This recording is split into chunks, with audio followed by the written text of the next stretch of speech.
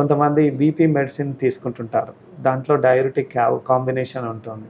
అలాంటి వాళ్ళు కొంచెం ఎక్కువ వాటర్ తీసుకోవడము. నెక్స్ట్ కొంతమంది పేషెంట్స్ ఉంటారు. పర్టిక్యులర్‌గా 70 ఇయర్స్ పైబడిన వాళ్ళు లేదా మల్టిపుల్ మెడిసిన్స్ మీరన్నట్టుగా మెడికేషన్స్ ఏమన్నా తీసుకొని ఉంటే వాళ్ళు గూడా కేర్‌ఫుల్‌గా ఉండాలి. మరీ డీహైడ్రేట్ కాకూడదు. వాళ్ళలో తొందరగా వడదెబ్బ. ఎక్స్‌ట్రీమ్ ఏజెస్ అంటాం గదండీ! చిన్న పిల్లలు below 5 years and above 70 years వీళ్ళు కొంచెం జాగ్రత్తగా ఉండాలి.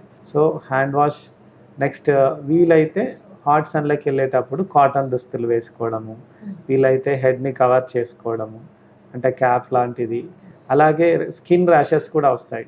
కొంతమంది బాగా హాట్ సన్‌లో వెళ్ళినప్పుడు ఇది ర్యాషెస్ డెవలప్ అయితాయి. అంటే సన్ బర్న్స్ రావచ్చు కొద్దిమందిలో. అంటే if you are exposed to sun see that అంటే సన్ స్క్రీన్ పెట్టుకోవాలి.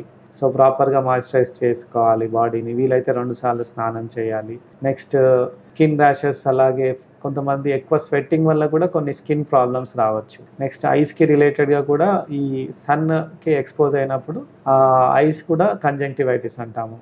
అది ఎఫెక్ట్ కావచ్చు. సో, కొన్ని వైరల్ ఇన్ఫెక్షన్స్ కూడా ఈ సీజన్‌లో మనం కొంచెం ఎక్కువ చూస్తుంటాం.